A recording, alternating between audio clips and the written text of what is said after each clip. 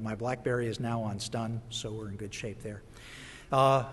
Just to acknowledge here in the ballroom with us is Tom Shortridge, and he is videotaping the presentation for this session for AIAA. He's from the National Institute of Aerospace. So this is Tom, and so we'll try to keep all the questions in the microphones so that we can capture everything that's here. I'd like to welcome everyone to this session, which is Sustaining the Vision, Space Shuttles and Their Missions for the Next 100 Years. After 30 years of spaceflight, 135 missions, and numerous science and technology firsts, NASA's space shuttle fleet is being placed on display at institutions across the country to inspire the next generation of explorers and engineers. Each of the 4 institutions receiving a space shuttle orbiter is represented here today, and they are going to be detailing their early plans for displaying and interpreting their respective orbiters. Each orbiter has a unique story. No 2 venues or interpretations are going to be alike. So our first presenter this morning is Dr. Valerie Neal. Dr. Neal earned a PhD in American Studies from the University of Minnesota in 1979, following an MA in American Studies from the University of Southern California and a BA in English and History from Texas Christian University. She's taught at the University of Minnesota, the University of Alabama at Huntsville, and Vanderbilt University. Before joining the National Air and Space Museum, she spent a decade as a writer, editor, and manager for some 50 NASA publications on shuttle and space lab missions, the Hubble Space Telescope, and other great observatories. She also participated in underwater astronaut training activities and worked on the mission management support team for 4 shuttle missions. She joined the museum as a curator in 1989 and is responsible for shuttle-era human spaceflight artifact collections, which principally document the history of the space shuttle. She led the effort to restore the Space Shuttle's Enterprise and prepare Discovery and Spaceship One for the National Collection. She's curated 2 major museum exhibitions, Space Race and Where Next Columbus, which is a gallery that examined the challenges of future exploration. Her current projects are a book and exhibition on the space shuttle era. So join me in welcoming to the podium Dr. Valerie Neal.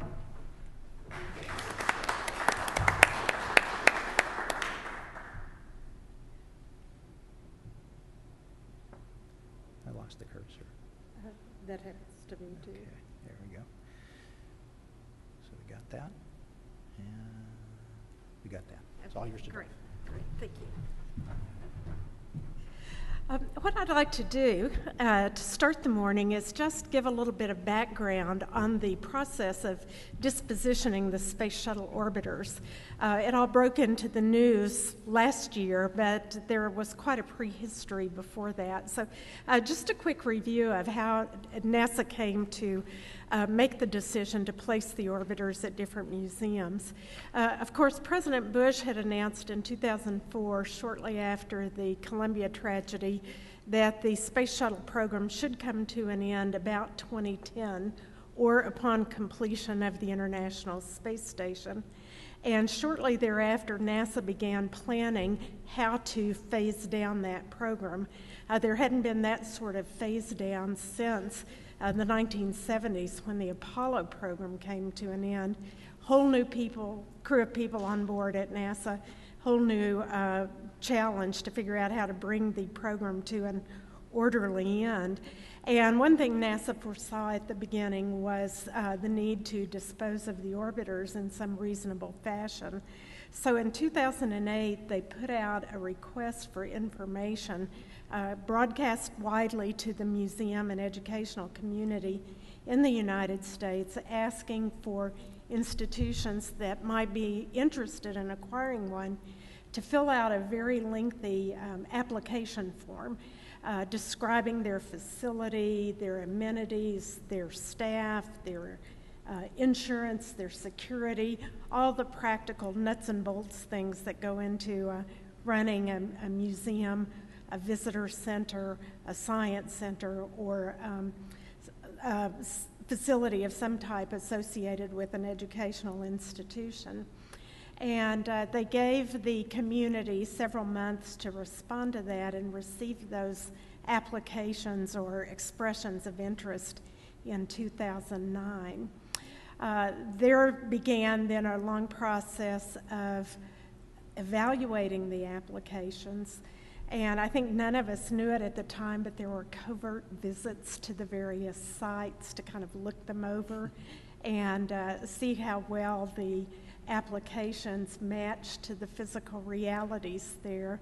And a team formed within NASA to evaluate them and make recommendations to the administrator of NASA for the proper placement of the 4 orbiters, taking into account Enterprise, which was then in the collection of the Smithsonian. But the Smithsonian National Air and Space Museum had, of course, applied or expressed interest in receiving a flown orbiter and indicated a willingness to trade, you might say, exchange Enterprise for a flown orbiter.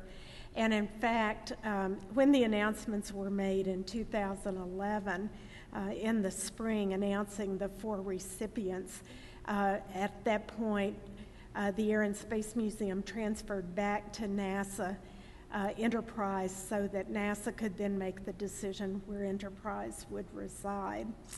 And so the announcements were made in 2011, and the deliveries have been happening this year. Both Discovery and Enterprise are now in their new homes.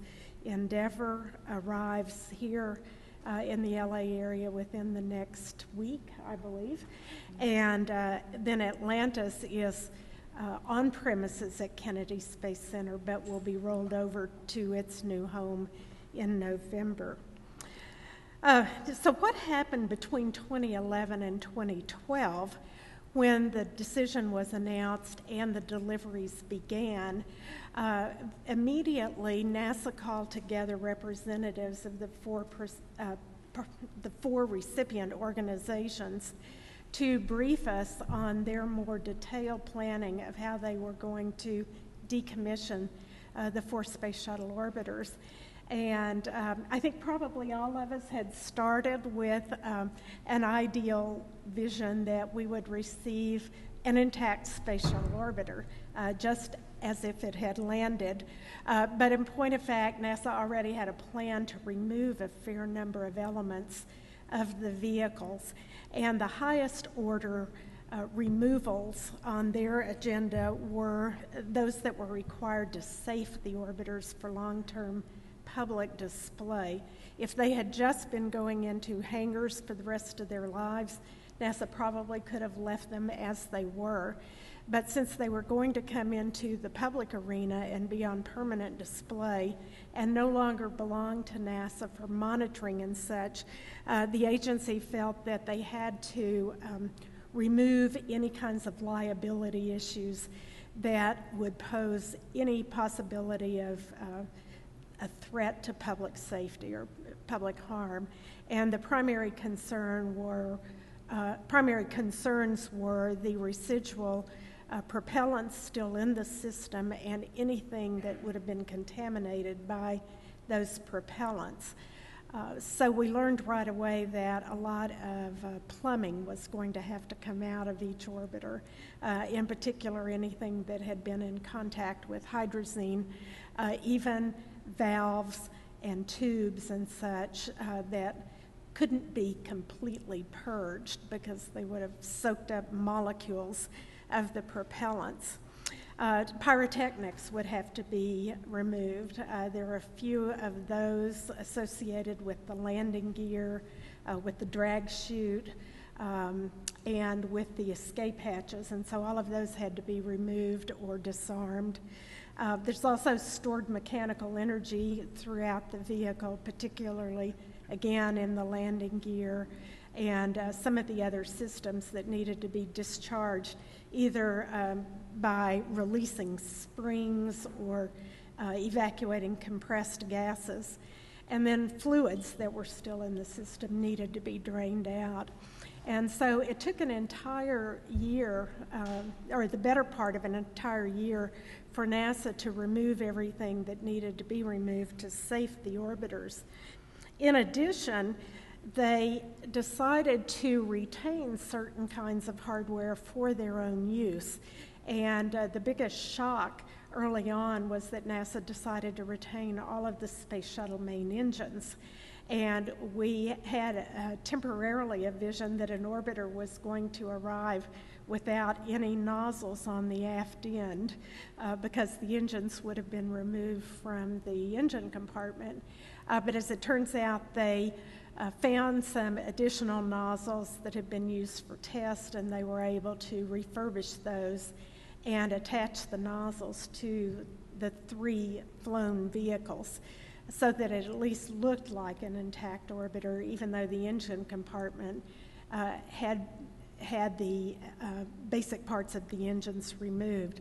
The same is true for the orbital maneuvering system, the OMS pod engines. The pods are now empty. Those were removed for contamination reasons. NASA retained the Space Shuttle main engines for a different reason, though, and that is because they think they may, in fact, use them on the next generation of a space launch system, or at least use them for testing related to the space launch system.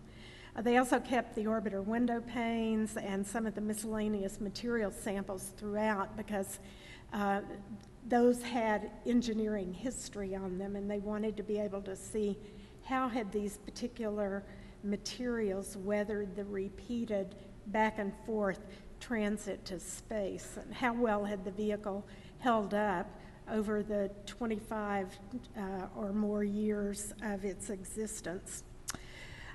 Beyond what NASA's needs were, then we recipients had a voice in how our orbiter would be configured for its end state.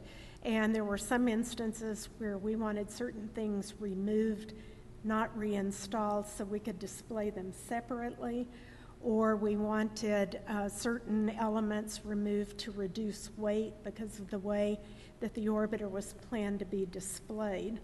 And those particular changes were made at each recipient organization's own judgment and expense, and those were negotiated separately with NASA. So some of the other speakers may be talking about ways that their orbiter changed in the course of being prepared for delivery. So that's a little bit of the prelude, and I think now each of us is going to talk about the orbiter that is now in our custody and share with you what our plans for the future are with that.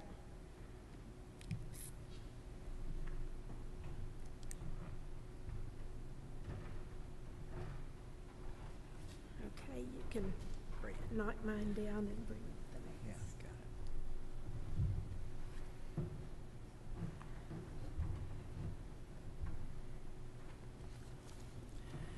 Our next presenter is Tracy Gill, representing the orbiter Atlantis.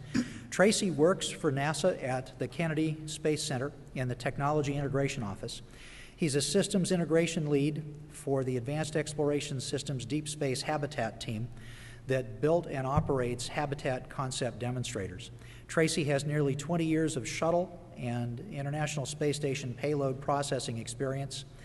Through Skylab and ISS utilization payload processing activities, Tracy has worked extensively with employees and contractors from other NASA field centers, from universities, and from international engineering teams from the European Space Agency, Italy, Germany, France, Canada, and Japan. Tracy was also involved in the Constellation program supporting the Orion, ground operations, Altair, lunar surface systems projects, developing initial requirements and planning concepts of operations. Tracy holds a BS degree in electrical engineering and an MS in aerospace and mechanical systems from the University of Florida, a master's in space systems from Florida Tech, and is a graduate of the International Space University Studies program in 2006.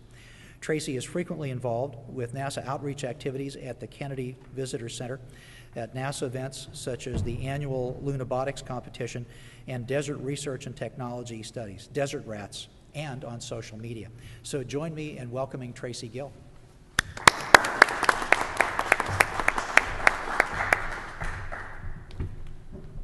So I look at this group of speakers from the museums across the country, and I see me, and I'm the guy that doesn't belong.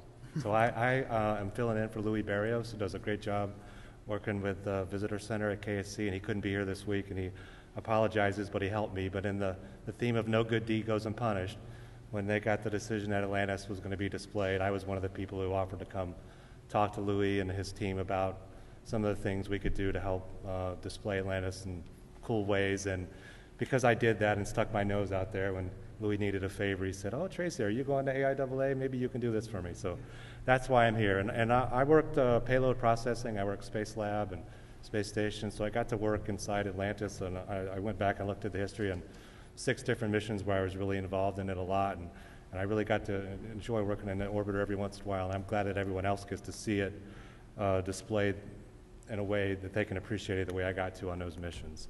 So Valerie just talked about the processes that went through the acquisition, all the things we've had to do to negotiate how we wanted the orbiter configured, and so I'm not really going to talk about that too much. And much like shuttle processing, I used to work with payload customers from around the world, and these German guys had an expression that said, well, NASA has a scale, and they have the space shuttle on one side of the scale, and they put their paperwork on the other side of the scale, and when they balance, then we can launch.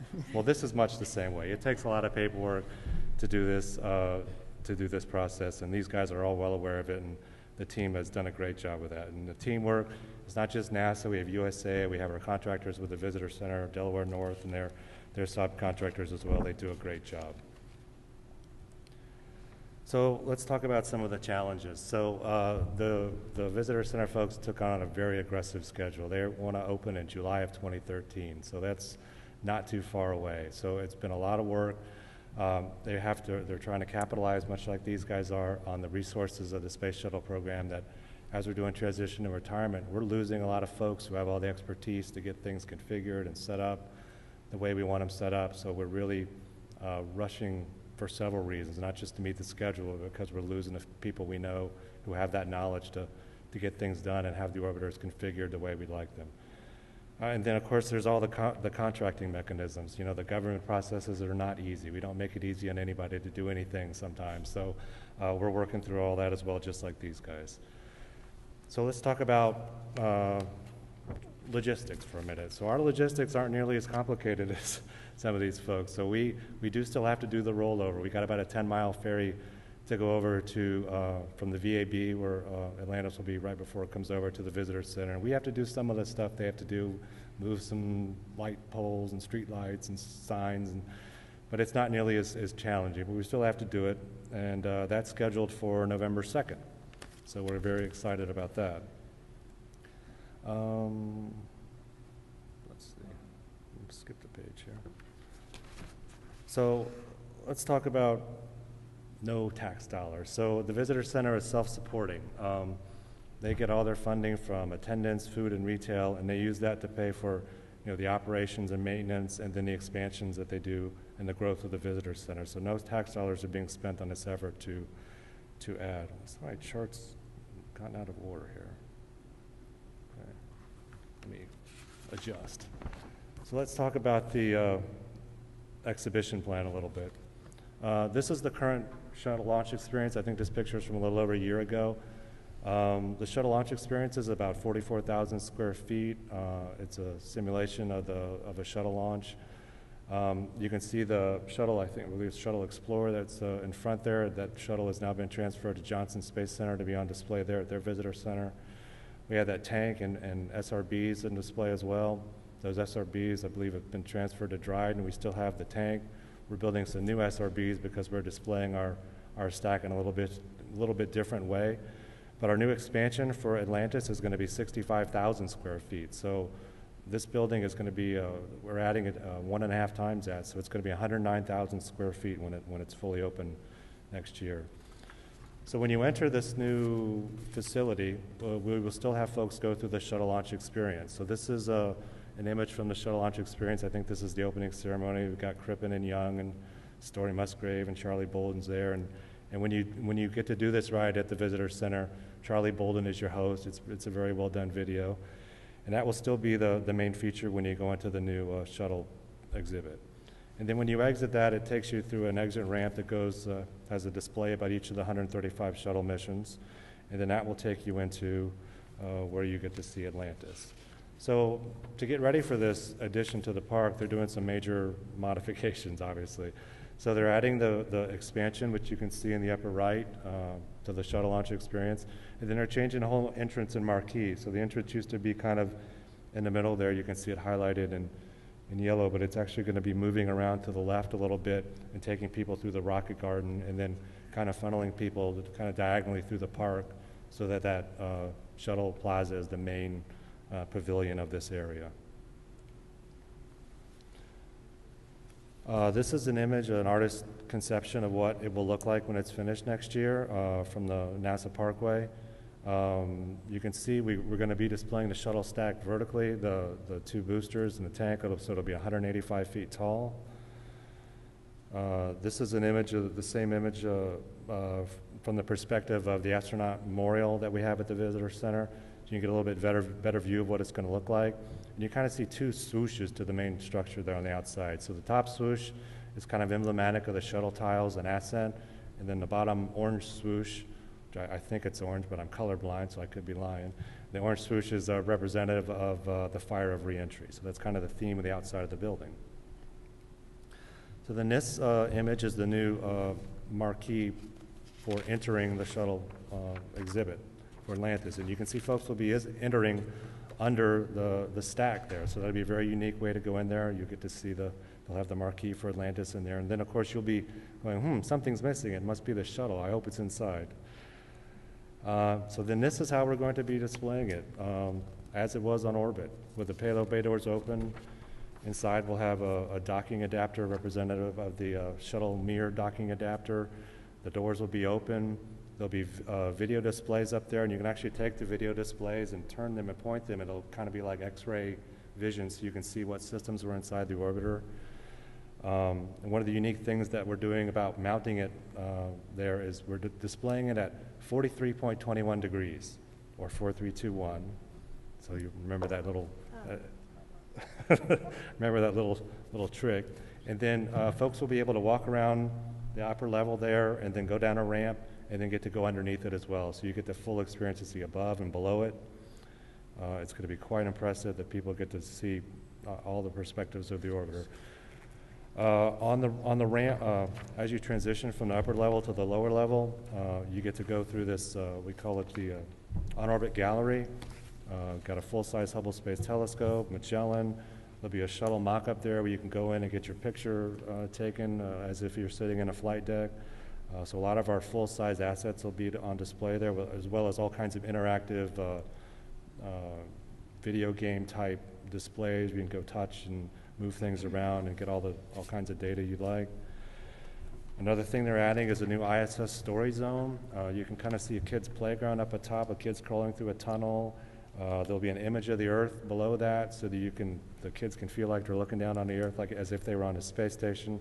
There'll be a full-size station mock-ups where you'll be able to get real-time updates, and you can see what's going on the space station that day or recently. And they have a video that they're making with some of the astronauts right now that's going to be a key feature of that.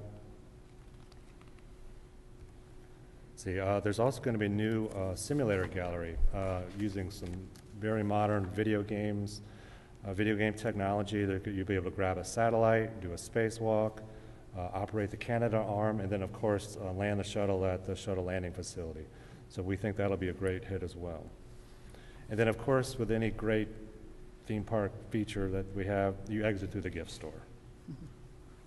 So this is a picture of the construction several months ago, but last week actually they did the beam topping ceremonies. They installed the final top beam. That was last Wednesday, I think September 5th. And then they're on target for opening in July of 2013. So then let's touch on a few things that like Valerie mentioned. It's important that we're treating Atlantis isn't a vehicle anymore, she's an artifact. So we've learned a lot of lessons from the Saturn V restoration that we were applying towards how we're displaying Atlantis to make sure it's conserved for future generations. So some of the things we've done is we've taken some of the procedures that we used in the orbiter processing facility and we're modifying them for long-term maintenance, and there were, especially with regards to the TPS, the thermal protection system. Try not to use my NASA acronyms here. And of course, we got to control the temperature and humidity, and then we've already got plans for the maintenance activities. We know how we're going to access the orbiter, get underneath and below it with jerry rigs and other things like that. So we've got other access already planned. And then, of course, we want to,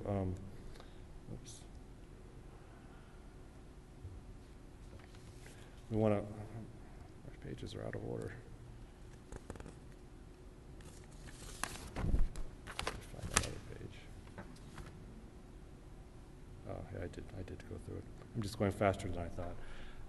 We want to make sure we have everything archived, so how we display the orbiter. So we want to make sure we got everything documented so that if we want to undo anything or we want to be able to understand the configuration of the vehicle, we can go back and make sure all that's documented.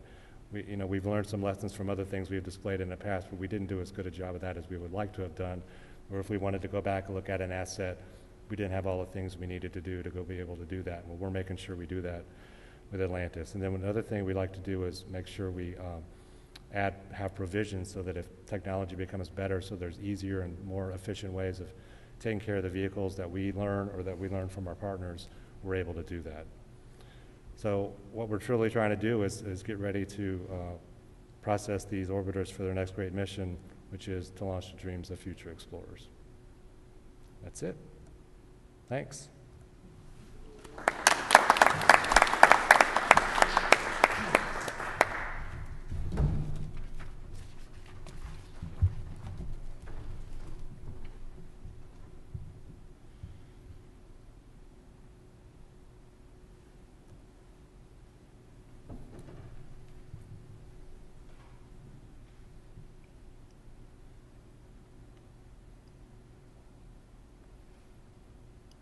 Look familiar? So Valerie's going to come back and talk about Discovery at the National Air and Space Museum.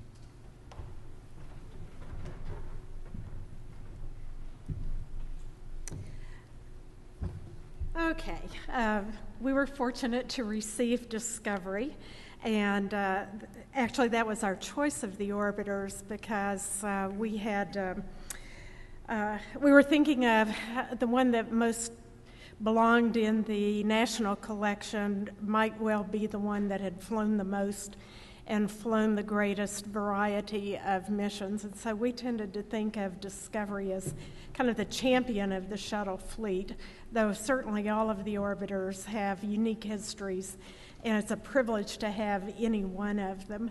But we were pleased to receive Discovery, and our rationale for the one coming into the national collection was to try to keep it as intact as possible. And so we stayed in close touch with NASA during this process of preparation, asking them to remove as little as they had to remove from Discovery because we see it as a reference vehicle for the future. We have to take the long-term vision as well as the short-term. In the short term, we wanted to get it on display for the public as quickly as possible, but knowing that it's going to be on display forever or that it's going to be in the collection forever, it's going to be a research and study item. And we wanted it to be maintained as nearly like its final configuration as possible.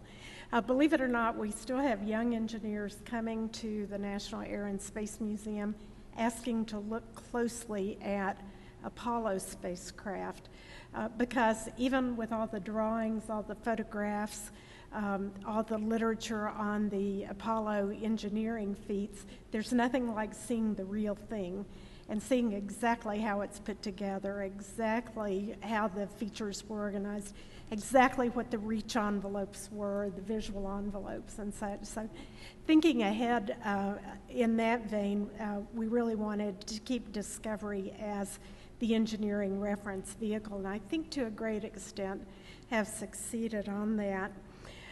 The only things that we asked to be removed were the remote manipulator system Canadarm, which is a thing of interest in its own right and almost an icon of human spaceflight in the shuttle era, because so many extravehicular activities were performed using it, and it was so instrumental in servicing the Hubble Space Telescope, deploying satellites, and ultimately delivering construction equipment and supplies to the International Space Stations. So we had the RMS arm removed for separate display, and then we had just a couple of other small items removed for separate displays so we could compare them to others in the collection. But other than that, if you go inside Space Shuttle Discovery, it looks pretty much as it did when it landed. And the only place that the differences are out of view inside the aft engine compartment and the OMS compartment. Our main theme in our treatment of Discovery is that it's a national icon.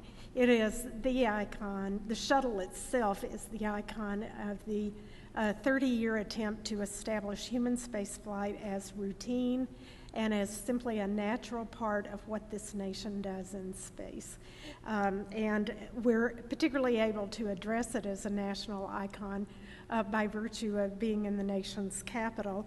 And we were thrilled when NASA agreed to do a fly-around of the capital area as Discovery was brought to us. These are a couple of the pictures of that flyover that morning. We were fortunate in that there was an FAA person aboard who was making decisions in real time, and he decided to take it twice around the core of the capital area. So this is the most protected airspace in the United States. Nothing flies over the mall. But we had an opportunity to show off Discovery over the mall, around the Capitol, and around the monuments. It was a really thrilling day, and one of the political pundits made the comment that on that day, Washington was nonpartisan. People flowed out of the House and Senate side of the Capitol. They flowed out of all the government office buildings, went up on the roofs and the terraces, and everybody turned out for about an hour to watch this spectacular flyover.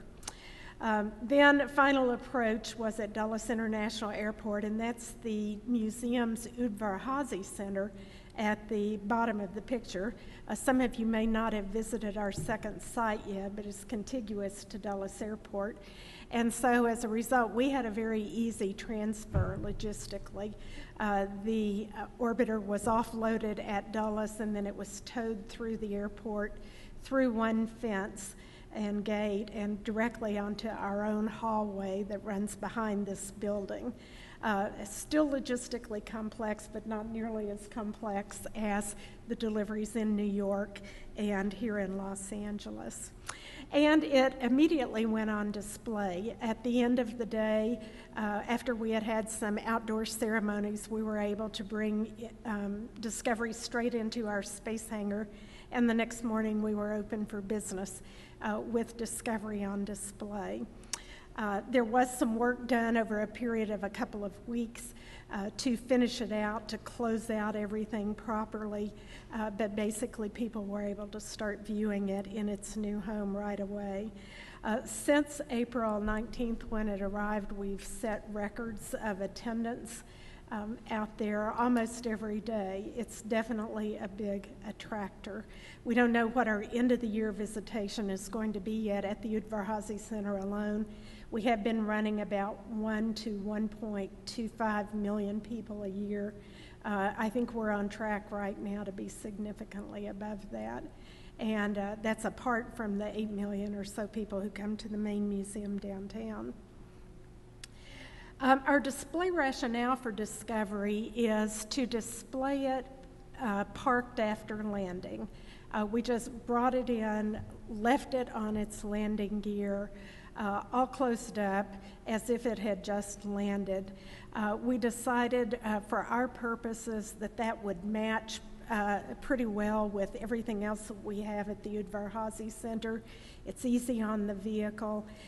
There was no time delay involved in getting it ready for display. It gives us good access for conservation and preservation, and we have really good visibility from all angles. We have a mezzanine in the space hangar for the top-down view, and then people can walk around the vehicle in its entirety. We put the control surfaces back into their neutral position. We closed up everything that would normally be closed when it's on the ground. As I mentioned earlier, we displayed the Canadarm alongside, and we already had in the collection and had on display a number of significant shuttle payloads. We have a space lab on display just behind the orbiter, so it's very easy to see the size of a payload that could be carried in that payload bay. Hanging above it, we have a model of a tracking and data relay satellite, and we also have a Spartan display and shuttle radar topography mapping mission scientific instrument displayed above it. So even though the payload bay doors are closed, you can get a very good sense of what kinds of large objects fit in there.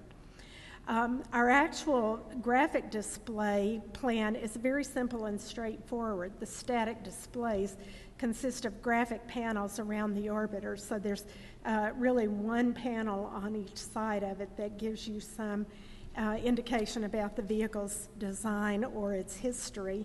This is consistent with the way we display everything at the Udvar-Hazy Center, except every other aircraft or spacecraft gets only one panel. For Discovery, we were able to multiply that and establish 4 panels, plus one for the Canadarm and one for the manned maneuvering unit, which also hangs above it. So we have a basic introduction to Discovery on the front, right under the nose.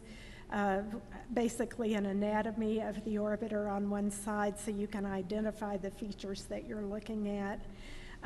Another one about the shuttle stack on the aft side, so you get some sense of what the total configuration was and how the main engines figured into the propulsion system. And then another one that's more historical, dealing with Discovery's highlights and its history as champion of the fleet, 27 years in service, and 39 missions, and a number of significant firsts. Now, you might think, well, that's not very much for an icon of the nation's history and spaceflight, these static panels. But again, I stress that the Udvar-Hazy Center is a different kind of place than the museum downtown. So I'll show you what else we're doing to augment those display panels. At the Udvar-Hazy Center, we have 2 active engagement areas. One is a television monitor that's set up that runs through a video program on the highlights of Discovery's history, and also some of the footage from the flyover and the ceremonial days, so that people who come to the museum after the fact can kind of become witnesses themselves to Discovery's history and its arrival. And then the other thing we have sprinkled throughout the Udvar-Hazy Center are these kiosks where people can step up, as this young woman has, and choose an aircraft or a spacecraft of their choice and explore inside it using a virtual reality program that's based on panoramic imaging that we've made inside the vehicles. And when you're at the kiosk, you can zoom in and out, pan and tilt. You can put yourself in the commander's seat or in the pilot's seat and explore to your heart's content. And so we have done the imaging of the orbiter's flight deck, the aft flight deck as well, the mid deck where the crew quarters were, and even the payload bay, so that people will be able to choose Discovery and wander around inside it, in a manner of speaking. The number one question is always, will it be open? Can we go inside? And of course, you can't go inside any of the real artifacts. But this virtual reality approach is, I think, the next best thing to physically going inside. And people really do enjoy that. We also have a version of this that's downloadable onto their own smartphones. and it's also on the web. So that expands the reach of it considerably. The other thing is a new gallery downtown where we tell stories. We really don't tell stories much at the Udvar-Hazy Center, but downtown we have a new exhibition called Moving Beyond Earth, and it's about spaceflight in the shuttle and space station era. This is where the history really comes into play. We start with the idea of a space plane back in the 1920s or so, carry through the long process of arriving at a design for a space shuttle system, a space transportation system. We deal with the technologies that were new and innovative for the space shuttle. Then we move into the history of the 30 years of space flight, of living and working in orbit, highlight some of the key missions, the science missions, the Hubble repair missions, the construction of the International Space Station, and then we move on ahead into what's new on the horizon, what's going on with commercial crew transport, what are the prospects for missions beyond Earth orbit in the next generation. So here we bring together our historical research and knowledge and much more elaborate exhibitry. It's an immersive and experiential environment, and a couple of the parts that we're most satisfied with thus far are a presentation stage right in the gallery, where almost every week now we have a set of guest speakers come in, or we may hold a symposium in there talking about spaceflight in the shuttle era and some of the kinds of missions and scientific explorations that have occurred. We have returning crews from the space station come in and debrief, and we can set up chairs there. The public can get a firsthand experience through hearing people talk about their experiences in space. And we also have installed a mid-deck mock-up, partly to give people a sense of how little space the crew had to live in when they were in space aboard the shuttle, but partly also as a place where we can display artifacts that have flown in space. So we are busy right now populating all the lockers with various kinds of crew equipment, food, clothing, cameras, computers, all kinds of things that were part of their daily equipment in space. And people can come in and actually open the lockers and see the things that are in them behind protected glass. Also for active engagement, we have just practically an endless list of activities, programs, publications, and venues for educating people about the nature of spaceflight in the shuttle era and drawing them in to become involved in thinking about it, mimicking some tasks, learning through all the different channels that we have to learn, through touching, seeing, hearing, manipulating, all of those different ways for all age groups, from our little toddlers who get to have story time and dress-up activities to adults who are themselves professionals in the field of spaceflight and engineering. And we're just fortunate to have an IMAX theater, to have a very active education department and good sponsors for our educational activities. There is, of course, a strong focus on science, technology, engineering, and math, but also arts and communication in those activities. We have family days about once a month on a Saturday, and we also have Science Saturdays, where all of these topics come together, and we have a really good participation in the community. On the curatorial side, our activity is focused on not just displaying and educating, but also preserving the vehicle itself and also as much of the material culture of the shuttle era as we can. And so we're involved in collecting all kinds of other materials into the National Collection. Display models on the evolution of shuttle design, pieces of the vehicle, separate components that maybe represented advanced technology or unique technology, to the shuttle era. Evidence from the workplace. We're collecting from workers at Kennedy Space Center and Johnson Space Center in particular, some of the items they wore, they used, all kinds of crew equipment from food and clothing to tools to manuals, checklists, and even in the popular culture, toys, Lego sets, puzzles, all kinds of things that indicated the public's investment in and interest in the Space Shuttle program.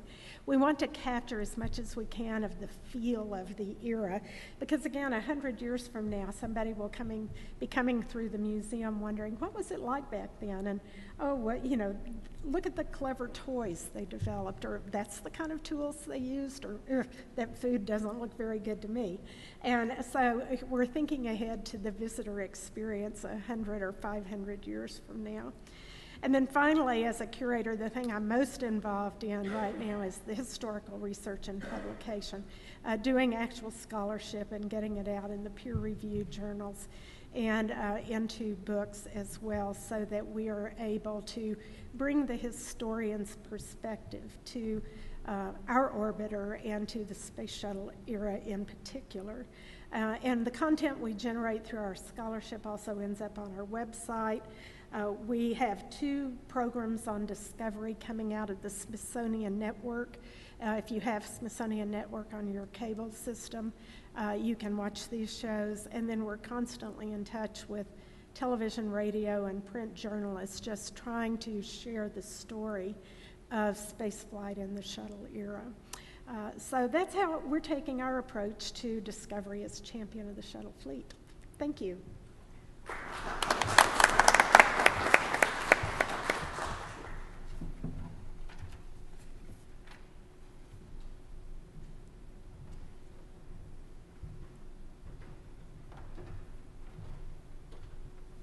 Okay. I'll let you do it. You're more Thanks. expert than I am. I I'm hovered getting. and I went there.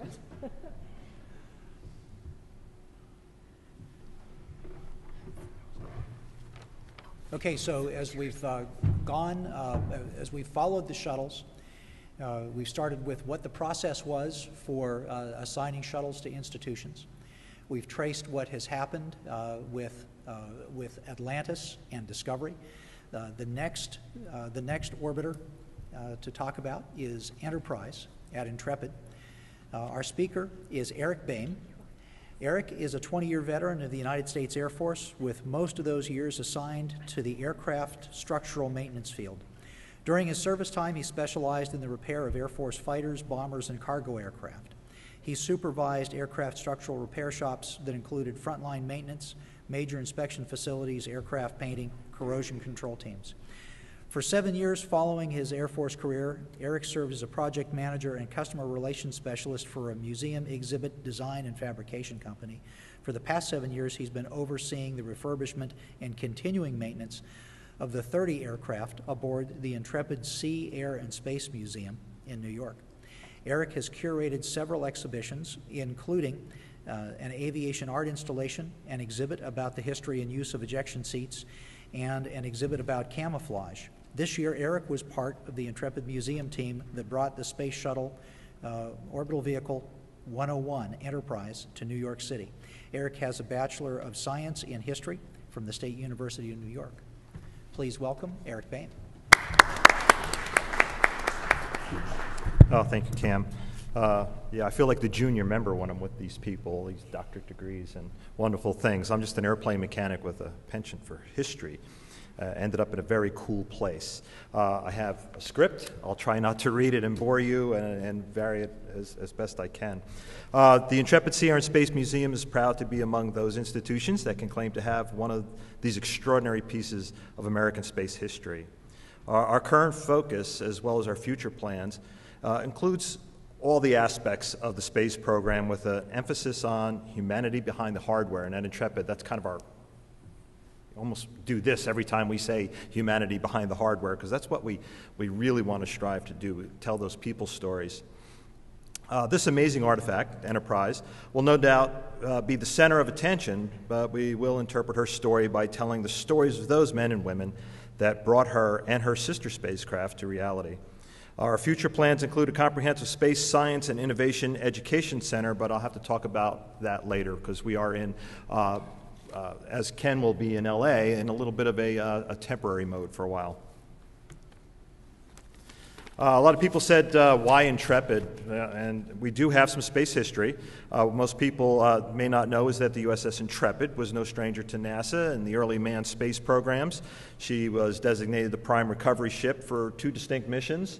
May 24th, 1962, we recovered Scott Carpenter, and just this year, at the 50th anniversary, back in May, Scott paid us a visit. It was wonderful to meet him. He comes out to the ship probably twice a year. We use him in educational programs and and to meet with families and kids. And he talks a lot about his space mission, but also that deep sea work he did. The second mission was March 23rd, 1965. We recovered Gus Grissom and John Young and the first Gemini mission. And we do tell that story in quite detail. We actually have a replica of the Gemini capsule with that flotation bag hanging on the crane alongside the ship to this day. So when you walk up to the ship and you see her, you'll see this Gemini capsule kind of dangling off at one end. Of course, I don't need to go into history with this group here. You know the history of Enterprise probably quite well. The approach and landing test program, these gentlemen down here at the bottom, Fullerton, Hayes, Engel, and Truly. This is the story that I was so excited about when we heard we were getting Enterprise, because being the airplane guy that I am at heart, and all those years that I spent in the Air Force, it was the prototypes that have always interested me. And so when the announcement was made, Enterprise, I was just all over this. Move along. Here we are, the announcement. The Intrepid Museum staff gathered around our large digital display wall that's right on board the ship there when the news was announced by the NASA Administrator Charles Bolden. We immediately started to plan. We had a meeting that afternoon, immediately started to plan what was going to be a momentous project for our museum. We had some experience with big projects already. In 2006, we closed the museum, and we actually moved the ship. She had not moved in over 25 years. Moved the ship and included a dry dock period. We rebuilt our pier, repaired the hull, repaired and repainted 14 of our 30 airplanes, replaced all the exhibitry on the hangar deck, and we did all that in a 2-year period. And even those that were there, me being among that team, when we were done, we were like, did we do that? It was really quite an accomplishment. And luckily, that team, the terrific team that accomplished that feat, including our president, who you see right there in the middle there with her bottle of champagne, our VP of operations, and most of the core staff are still at Intrepid. And we thought this was really important when this project came up, because if anybody could do it, we could. We went into this with so much confidence. We were just so happy. I wanted to show this picture. This was the title transfer. This is when she actually became ours, even though Valerie was still taking good care of her. There's Lori Garver, also Senator Schumer there in the middle, and members from our Board of Trustees, as well as our president there signing that. Here's the problem I had, being the curator of aircraft, is I had to make room. We were going to, well, I should mention that Enterprise was coming, and we were a long way from having our permanent building, so we really weren't sure what we were going to do. Our initial thoughts were that we'd keep Enterprise in a hangar at JFK, out at the airport, until the new building was ready, and we're looking at a 3 to 4 year, maybe even a 5-year period out at JFK. And NASA was like, you got to put her on display right away. And so we actually started with plans that would have, and if you know the geography of New York City, where JFK is and where we are in Manhattan, depending on traffic, that could be a half-a-day journey getting out to JFK, especially on the Van Wyck. Everybody know New York City? It's just crazy. So the distance was just too much, and the decision was made to bring Enterprise all the way home and display her on the flight deck. So you got an aircraft carrier originally built and commissioned in 1943. She saw action in World War II, a lot of action in World War II. So to put the Enterprise on the flight deck of Intrepid was just, a lot of people went, what? Especially us. I'll talk more about that later. But to make the necessary room on the flight deck, and there was 26 airplanes up on the flight deck at the time. I had to move some of them, and some of you airplane people out there, if you're interested, had a MiG-15 from the Korean War era, also the F-3H or F-3D Skyknife from the Korean War effort, and a British Scimitar, Supermarine Scimitar. That was I won't go into it, maybe in the questions and answer session. If anybody wants to know what our rationale was behind which airplanes to get rid of, I can go into that in much deeper. Okay, arrival day, and much like what Valerie experienced flying Discovery around Washington, D.C., and all those iconic photos that came out of it, and Ken, this is what you got to look forward to as you fly around L.A. and you find all those landmarks you want. We got just dozens and dozens of beautiful images of Enterprise flying around New York City. Here you can see the Empire State Building. Do I have more? I do have more. There's Midtown Manhattan. Right in the very bottom, you can see right in the center in the bottom, there's a cruise ship there to the left, but there's Intrepid. You can see our Concorde out there on the pier. So there's her new home right there in Midtown Manhattan.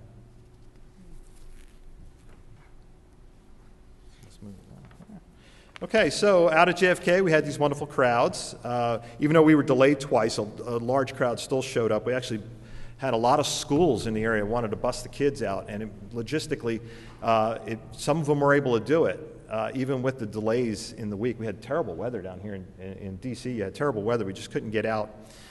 We finally, on that Friday, managed to get out right in the middle of mutual concerns, as you recall. But you can notice some familiar faces showed up. Leonard Nimoy, and he had to do his thing. And Neil deGrasse Tyson, who's right there in New York City with the Hayden Planetarium. He's one of our champions, and he's actually helping quite a bit with our science programming as we move forward. So he's just a great guy to have around. So we stayed out at JFK for a bit. They have this wonderful de-ice facility. You can fit a whole 747 inside this building, except when you have a shuttle perched on top. So you can see that's the how much we could cover up, and you'll notice that the vent holes on this is the actual moment we towed her in. We did have to get up there with the man lift and put those weather covers that they made down in D.C. for us when she was out at Dulles to protect her from the rain. The vent holes on the side of the fuselage there, we put those covers back on, and it did keep a lot of water out. Okay, the D-Mate. This was really fascinating. I don't know if anybody's been in New York City in the springtime, but the wind doesn't stop. It seems to only stop around 2 o'clock in the morning. And so most of the movements we had to do were in the wee hours. This process began at 10 p.m., and by sunup the next morning, and it was Mother's Day actually, on the 13th, we were on our trailer. So June 3rd and 4th, it was our next movement. Seen here in early June, Enterprise was towed a short distance to Water's Edge at JFK Airport. There she was craned over to a barge for the next leg of the trip, which of course on a barge was going to be over water. Note that the landing gear is still retracted, hard to see in this image here, but we kept the landing gear retracted up and out of the way because we were going to have a height problem with one of the bridges. We had to go under 3 bridges, one of them being the Verrazano, which was huge, but not a problem, but we also had a railroad bridge and a causeway to go under. So because of the height of that one causeway, we had to keep the gear tucked up. So there's our route, a little geography lesson. You can see Manhattan Island right there in the ending point there. Here's JFK all the way around this side and the other side in Queens. So the journey took us around. You could see some of the bridges down there, probably not clear from that distance. But we had to bring her out past Coney Island, up around under the Verrazano, past Brooklyn. We spent the night at the Weeks Marine Yard. Weeks was the company, the barge company that was helping us with this project. We spent the night there in their yard, and then the next day we continued up the river. There's some shots of the journey. A lot of great images came out of this. In that one bottom image there, you may notice that is the new Freedom Tower going up. we actually paused for a moment and stopped all motion and paid our respect at ground zero on the way up the river. Now, I threw this in there just because this wasn't our first time moving big things. There's our Concorde when it arrived. She arrived in 2006, and when we closed, or she arrived in 2003, but we closed in 2006 to 2008, and we had to move her and get her out of the way. We took her down to historic Floyd Bennett Field over in Brooklyn. So we did have to pick her up. And just as a side note, the weight of the Concorde is within a few hundred pounds of the weight of Enterprise, which I thought was fascinating. And then the landing gear configuration, this is just for you airplane guys, is within a couple of feet of matching Enterprise. So we thought that was fascinating. Okay, so here's gear down in Bayonne. We're in Bayonne, New Jersey. We had to pick her up. We moved her over to another barge. And while she was dangling in the air, the United Space Alliance technicians who we brought on board to help us with all this, they lowered her landing gear, put her down, and then we installed axle stands under the main landing gear and also a simulated bipod on the front mount. And I'll get more to the reason of that as we go forward here. Give me that. There we go. And here's just some more. Let me catch up with my notes here. Here's the Manhattan arrival. Got some great images of her coming up, and we had a big escort of boats. We had the Coast Guard and the New York City Police Department and all sorts of law enforcement chasing the little boats away. We just had dozens and dozens of little boats. And we had Valerie come up, and she rode you rode the Circle Line with me, right? It was just a wonderful ride. We hired the Circle Line to bring some VIPs up alongside and take the journey with her. And I was just amazed as we went up. The coast of New Jersey was just lined with people, and all the New York. We expected the city of New York to come out in droves, but on the other side of the river, it was just thousands of people.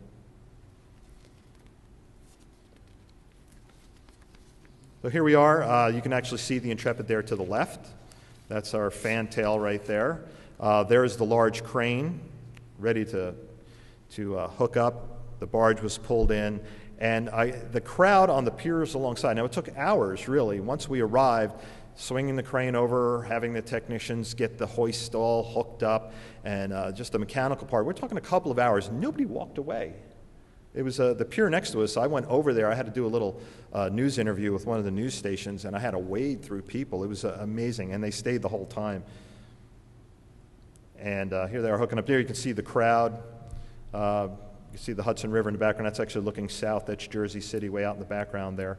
You can just see the crowd on the pier alongside of us there. We're just getting ready to lift at this point. And here's a helicopter view. She came off the barge, which is in that very, very lower corner to the left there, and swung around over to the deck. And then as she touched down on the deck, everybody just erupted in applause and cheers. It was really we really felt like, oh, she's here, you know, pinch me, this is real. That's the crew that did it. I would be remiss if I didn't bring these guys in. The Bay Crane crew there in their yellow jackets, the Weeks Marine folks in their red. Right in the middle is our VP of Operations who coordinated all this. And actually, there's a couple of folks in there from United Space Alliance on either end there that were instrumental in making this all work for us.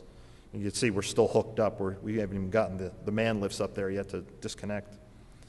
Okay, so upon arrival in Manhattan, Enterprise was surrounded with a temporary climate-controlled, air-supported building on the flight deck. I call it the bubble. My PR people don't like me calling it the bubble, but it was better than calling it the air-supported structure because the press kind of likes to use acronyms sometimes, and that acronym doesn't work. So I stuck with bubble, much to their chagrin. This will be the home of Enterprise for the next 3 to 4 years. While we design and build our new space center, and I'll talk about that here in just a second. I want to explain a little bit about this little structure here. Did I go too far? I did. Let's go right there.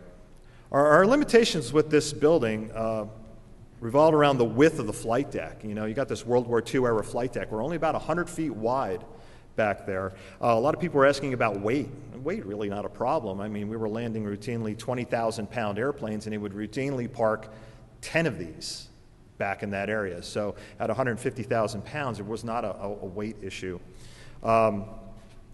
It did matter, the actual structural area below the deck. So in this image, I hope you could see, there's the profile of the ship, and you can see that one line coming up. That is the strongest bulkhead on the ship right there. And that's where, these airplanes, 20,000-pound airplanes, would be coming along at 180 miles an hour and splatting down right in that area right there. So that is a really strong place. That is where the main landing gear had to land. So some of the processes, in fact, when you come into this bubble, the first thing you see, if you come through the little bubble, which is ticketing and queuing, and once you enter in, and then it's like, oh, there she is, and that's where people stop, and you see so many people stop and take a picture, but you're looking at the tail cone. And actually, we had Buzz Aldrin there just 2 days ago. Buzz Aldrin popped in to see her, and he goes, why don't you face her the other way, so when I come in, I don't see the, what Buzz said, the back end, and I want to see the front end. And we had to explain to him where the landing gear had to land. If we turned the whole vehicle around so the nose was this way, and the whole building would have grown forward on the deck. And by doing that, I would have had to get rid of probably 5 to 8 airplanes instead of 3. And being the airplane guy, I don't want to get rid of any of them because there's still stories I want to tell at my airplanes. So pointing her this way was necessary. So I do, in tongue-in-cheek, tell people I'm from New Jersey. So I said, no, I wanted Enterprise to point towards New Jersey. So I don't get away with that too often. Also, the other challenge was, you may have noticed on that picture, let me go back to that picture. You notice that little pimple on the top of the air-supported structure here. The small bubble being right in front here, that's the entry, ticketing and queuing. You'll notice to the left there is a garage. That's also an airlock. You have to go through an airlock. You got about 1.5 pounds extra pressure. The only thing holding this thing up is air pressure, so you go through these revolving doors to maintain the pressure. And then we have a large airlock, which is essentially a two-sided garage to get in large things, like our man lifts, also tables and chairs for special events, things like that. And then on top of that is the actual air system that's keeping the air pumped in. But that pimple on the top, there's a part of physics here that we didn't really understand with these air-supported structures. Their height is limited by their width. They can only be as high as half their width. And since we're limited in width with the 100-foot wide flight deck, it's actually less than that because there has to be safety corridors down the sides. It wasn't going to be high enough to fit Enterprise, especially since we wanted to jack her up a bit so people can walk underneath. So the solution was that little pimple or wart on top where the vertical stabilizer is. And once you're inside, you don't even notice that thing, and I'll show you that. So here's some inside images. That is the one and only Joe Engle right there on opening day, going around. He read all our texts, make sure we got it right. Found a couple things he wanted to change, but we changed them. And you can notice that Enterprise is now level. We put that bipod, I mentioned the bipod on the front. She's level and about 10 feet high. Now, since we had this restriction of width, if we had cordoned off all the way around her, which would have been ideal, there would have been very little floor space left in this thing. And this temporary structure, we were expecting great crowds, which we have realized some amazing crowds in here. We figured we'll just get her up high so they can't touch her. So it gives the people a lot of experience. You see your occasional dopey kid trying to jump, but we have manned this full time with 3 staff members under the belly. And when you ever see the kid kind of like thinking about it, you can actually see it in their eyes. I'm like, I'm going to try to touch that. They're right on them. It's really great. There's another view inside. There's also a platform at the nose. So you've entered in back by the tail. And as you can see, the vertical stabilizer is up in that little extra bubble, but you can see it doesn't distract from any of your views of it. And now as you come around to the front, you can get up on this platform. It's about 12 feet high. It also has a wheelchair elevator to it to get up on there. Notice the light towers. The lighting in here, and this picture does not really do it justice. The lighting is spectacular. We hired a lighting designer there in New York City. Knowing that we had this restricted space with this big thing filling it, We really had to get the lighting just right. And I can't wait to get you up there, Valerie. You said you're going to come visit us to see this. She hasn't seen it yet. I really want you to see the lighting in here because it is just, you walk around and you'll just see people with their mouth open all the time. People are just looking around, and it's just so well done. Those light towers are actually structural. They came in afterwards, but they are actually a structural member so that if we should ever lose power, and we have a double redundant system on that air thing keeping this inflated, which was actually challenged on the day before opening with a microburst storm that we had in Manhattan. But if we should lose air pressure completely, it will fall on the light towers and stay off the vehicle. Some other shots inside. The bottom one there shows the vertical stabilizer. You can see that little structure of the wart inside there. It actually looks better on this computer monitor than on that, but you can see it's really not distractive. Another question I get a lot is, why'd you keep the tail cone on? We want to see the engines, and as Valerie knows, there's when she had it down at in Udvar-Hazy, they're just fiberglass engine nozzles on that thing. But it was part of the story that I wanted to tell, and going forward when we get into our new building, is that enterprise story, and we just thought the tail cone was going to be really important. And I heard about what other people were doing, the other museums were doing, and nobody has a tail cone. Ken's got that. He's going to have that real dynamic thing, and she's going to be vertical, ready to launch. There's not going to be a tail cone there. And down at Kennedy Space Center, they got her on that really cool angle to be able to look inside of her. And I think even Valerie mentioned that we're all doing it differently. She just landed. Discovery just landed, and that's their interpretation there. So we're doing everything different. What we're going to do in our permanent building, I'm kind of getting ahead of myself here, but the way I'm envisioning it, if I have any say, and there is a little bit of an argument to have, but I think I'm winning right now, is when we're in our permanent building, it's going to be Enterprise on that first flight landing. She's going to be a little more nose high than this configuration. Right now she's just dead level, a little more nose high, and ready to touch down there out at Edwards. And right alongside of her, suspended, this is going to be in the new building, is like a T-38 chase plane. And I got to talk to you, Cam. You have two T-38s sitting out there at Dryden. These are not the T-38s you're looking for. It doesn't work with me. Try your force elsewhere. We got to talk about one of those T-38s. I want one. Let me move on here.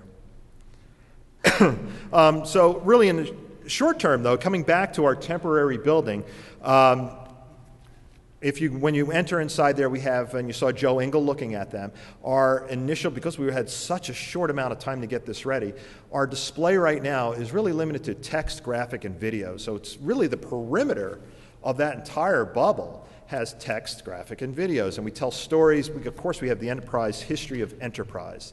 But we also kind of went into Enterprise as the space plane, a little bit of pop culture, a little bit of science fiction in there. Going all the way back to those Buck Rogers movies that show winged vehicles, how these things would be. Then Enterprise as space plane, talking about lifting bodies and things like that. Also, the history of the missions that came from her little sisters when they finally went in space. So that story is in there. And then a little bit of future. What's next? And we touch on that. We're using some really wonderful Jack Frazanito videos that he allowed us to use. You must know who Frazanito is. Some of that stuff is just amazing. But right now, we want to go to like a phase 2 in our temporary hangar. And this is going to happen probably in November, early December.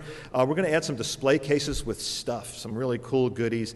Some of those cases will have those pieces and parts. A lot of people are interested in seeing the tiles, the heat blanket. That's actually a heat blanket in our collection that we got from United Space Alliance that flew, I think, on Atlantis like 5 or 6 times. And if you know that shape, that's that arrowhead shape right at the forward attach point.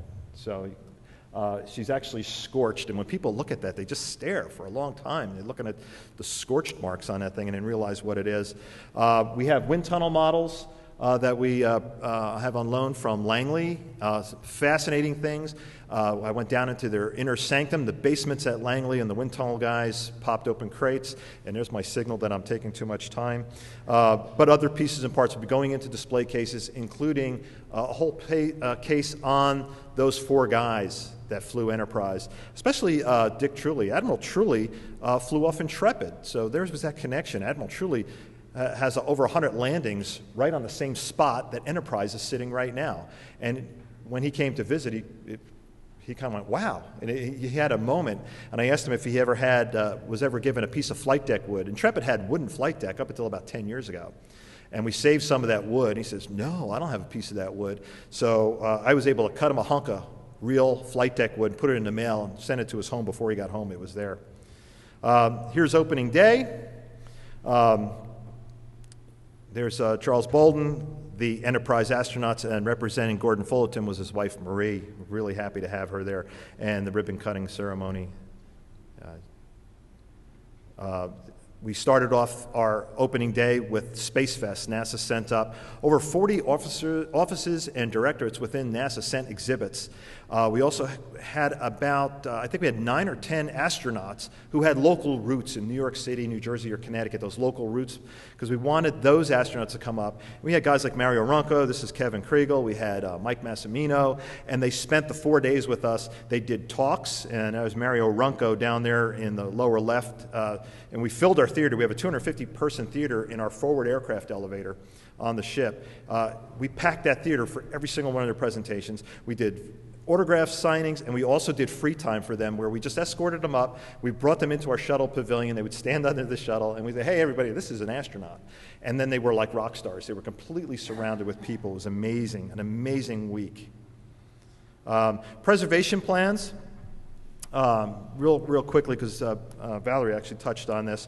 So there's just some images inside. Enterprise, the flight deck was completely stripped out. One of those display cases we're going to do, we did procure all the instrumentation. If not the exact, it is similar. We got this through GSA, and we're building a replica of the instrument panel. That'll go in a display case in November as well. Also preservation, not to linger on it. I'll linger on it more with the museum crowds, but we are getting inside. Before we button her up, we're going to treat the entire inside with anti-corrosive. That bubble is actually humidity and temperature controlled. Our newer facility will be even better at that. Attendance economic impact. I'm going to skirt around this a little bit because our attendance figures have been nuts. We had to hire more security staff. We had to hire more ticket takers. We had to purchase more of security items like those mag detectors you go through at the airport. That's what you have to go through to get onto Intrepid. So we had to put 6 more of those out on the sidewalk in front of the building because our visitor center where you buy tickets could not handle the load. So it's been just beyond our expectations. My PR guy could not give me exact numbers yet because all the analysis isn't in yet. But just as an example, a typical day in the early August, we looked at a day that would have the same exact weather in the middle of the week. Well, it was a Thursday. Last year we had 3,500 people. This year we had 8,500 people. So that may not have been typical, but it was a Thursday, and it's rocking our world right now. Education programs.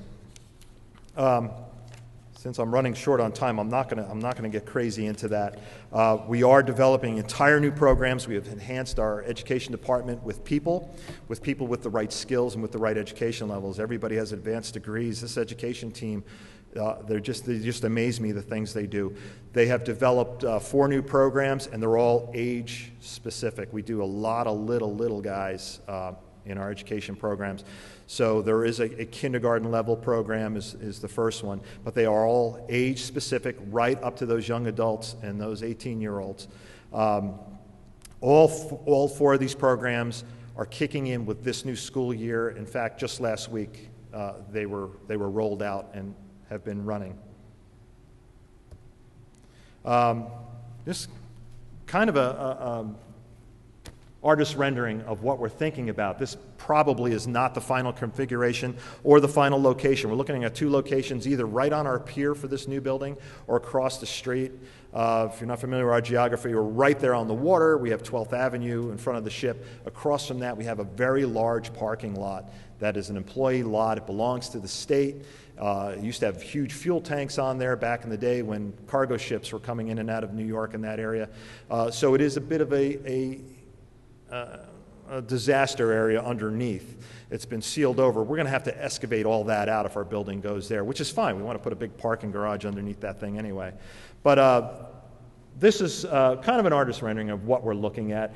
Here you can notice we're going to have a little more of an exaggerated angle, the chase plane, if Cam gives me a T-38 alongside, but a theater. Not only that, we're completely encapsulated on this ship, and you think of a World War II ship being huge, we run out of space really quickly. We need collection storage area, collection processing area. We have that on the ship. We've built that little environmental capsule on the ship, but we want a bigger one. And also visitor center, gift shop, all that stuff will be in that new building. And with that, I can get right to my last slide, if I find it. For a summary, the addition of Enterprise completes the Intrepid Museum's collection of major technological achievements. At sea, we have the ship, and we also have a submarine. In the air, we have an A-12, and we have Concorde, plus all those other airplanes, and now space. It reinforces the museum as a focal point in New York and even the entire Northeast for interpreting the importance of NASA and the history of the American aviation spaceflight. Third, she serves as an educational platform to understand NASA's role in the history and future of science, technology, engineering, and math. That's STEM stuff everybody mentions. Enables the museum to expand its interpretation of the humanity behind naval aviation and space hardware, and inspiring our youth for a better and more exciting tomorrow. Thank you.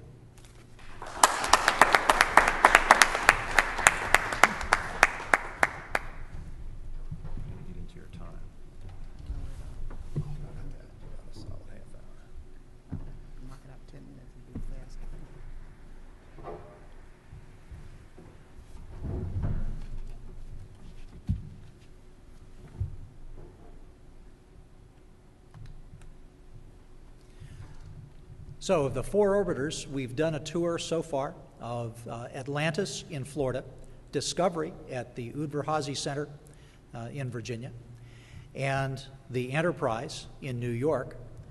California's orbiter arrives next week. That will be Endeavour, and Ken Phillips is the curator for aerospace science at the California Science Center in Los Angeles. Ken develops exhibitions and programs on aeronautics and space exploration. Prior to joining the California Science Center in January 1990, Ken was a member of the research staff of the RAND Corporation, where he served for 13 years both in Washington, D.C. and in Santa Monica, California. At RAND, Ken conducted research on the military applications of aerospace technology, water management, and energy. Ken received his BS degree in physics from the North Carolina A&T State University, and a master's in general engineering from the University of Wisconsin, and a PhD from the Johns Hopkins University in environmental engineering. So please join me in welcoming Dr. Ken Phillips.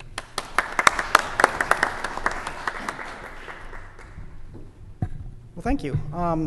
It's great to be here, and I have to tell you that the award of a national asset like Endeavour, a flown spacecraft, has been incredibly humbling for us as an institution and for me personally.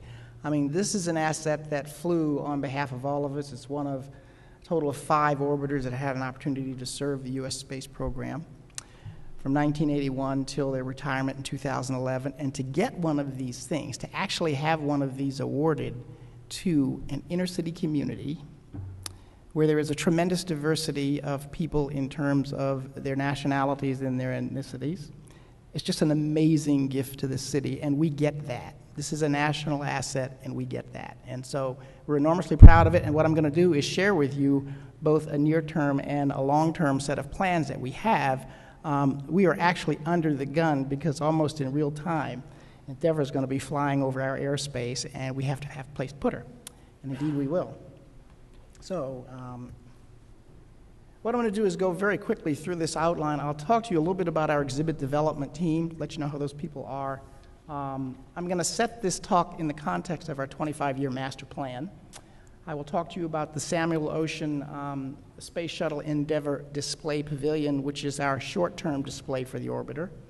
I'll tell you a little bit about the Samuel Ocean Air and Space Center, which is planned for opening in 2017. And of course, that's pending our successful campaign for fundraising. And then I'll talk to you a little bit about the exhibit development concept in which the orbiter is going to be placed. This is our development team. You know, there's a bunch of us here from the Science Center, Jeff Rudolph, our president, a couple of our trustees, Steve Soboroff and Fred Ali, Marty Fabric, who was a senior VP up at Parsons and who is handling all of the logistics for getting the orbiter moved through the city. Our vice president, senior vice president for exhibit development, Diane Perloff, and he even let me work on the project, which is great. The design architects, Zimmer, Gunsel, Fresca, fabulous team. We have worked with them on phases 1 and 2 of the Science Center. The executive architect out of San Francisco, Oakland area is EHDD. They are the architect of record. And we are working with Sherry Berman and Jack Pascaroska from Evidence Design out of New York City. They're in Brooklyn. So we have what we think is an A team. We're very fortunate to have these people on the team. They're enormously excited about this, and they too get it. They understand what it means to have an opportunity to create a world-class display around a space shuttle orbiter. And we're receiving a lot of technical support from SARENS because they're involved in the physical move of the spacecraft. They also moved our boosters from Kennedy Space Center across the country last week, so Dryden Flight Research Center is kind enough to store those for us. Okay, this is the layout of the California Science Center. I'm not sure how many of you are familiar with it. We're about 1.5 miles downtown, south of downtown Los Angeles. We're laid out basically horizontal along an east-west axis, south of this rose garden here. USC, University of Southern California, is across Exposition Boulevard, and this is Figueroa Street, which is a north-south running corridor. We're up here in Pasadena, there by the ceiling. Okay, so what we're doing is fulfilling a 25-year master plan that began with the opening of phase 1 in 1998 of 2 content areas, one of which having to do with engineering, called the Creative World, and the other having to do with life sciences, called the World of Life. We opened a new parking facility. We're very proud of that because not only is it very light and bright and modern, but it contains a walk-through exploration area here along with our A-12 Blackbird, which was the trainer. We have a Science Center school, about 650 kids, K through 5. They are guinea pigs for the curatorial team. It's a wonderful facility to have right there on site. It is not a magnet school, it is a neighborhood school, but it does have a science function. We have the Annenberg Building for Science, Learning, and Innovation, which is an area in which we do paid programming, we do advanced programming, we do a lot with homeschools there.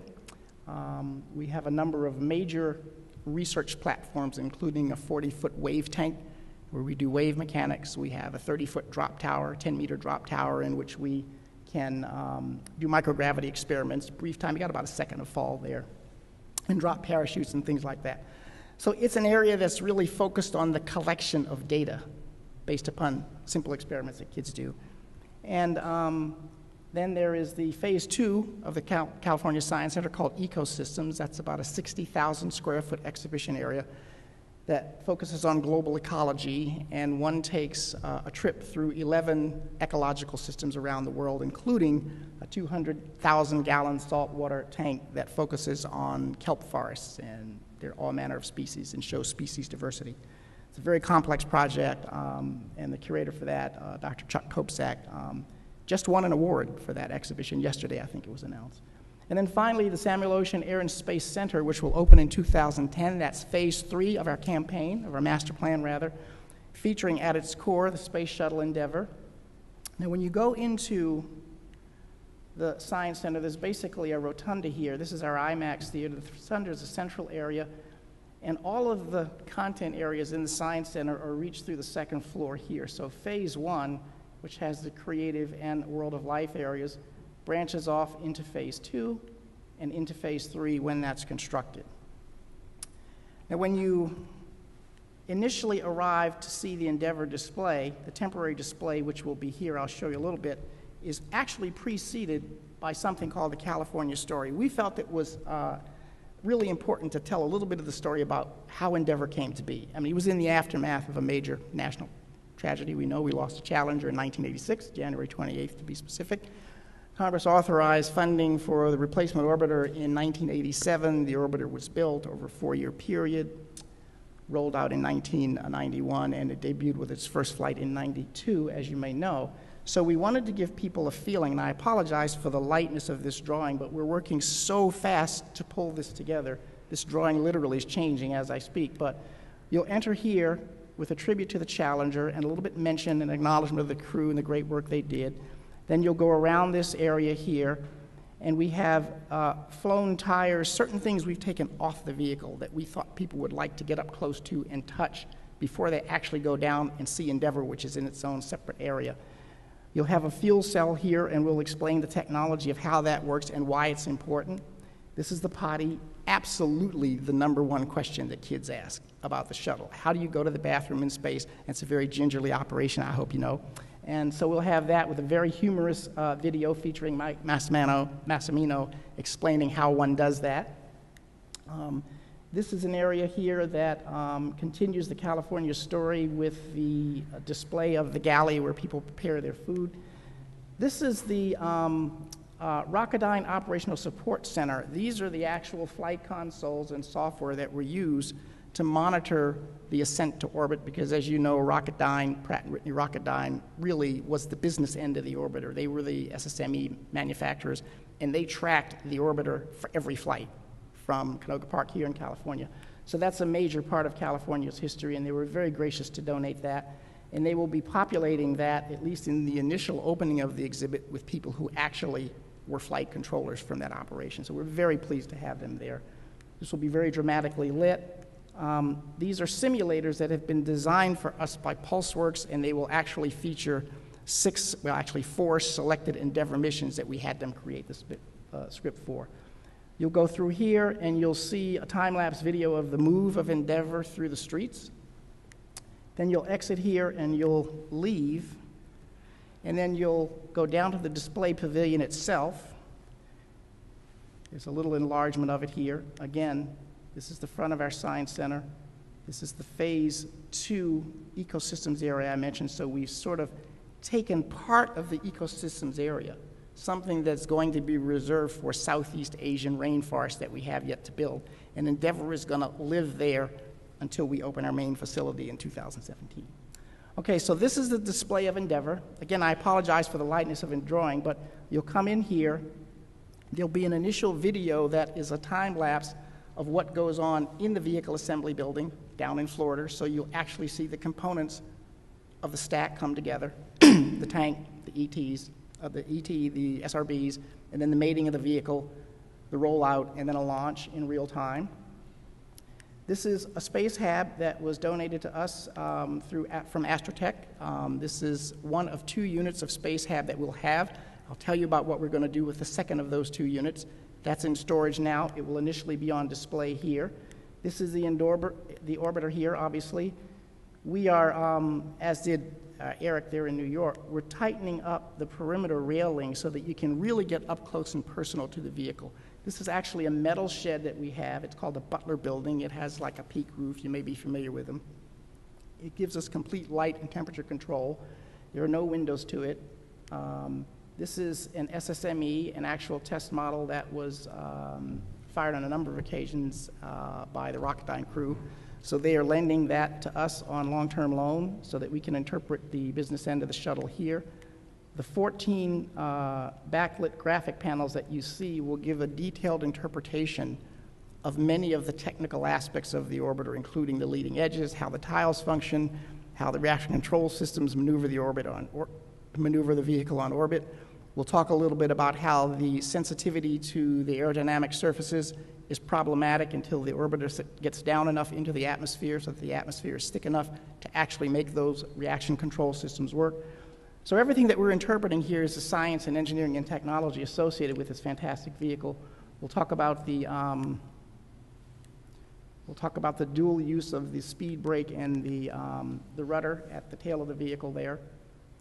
As you come around to the north, you'll see an exhibit. It's actually called Endeavor's Greatest Hits. We've taken the 6 missions that we think are particularly interesting to people.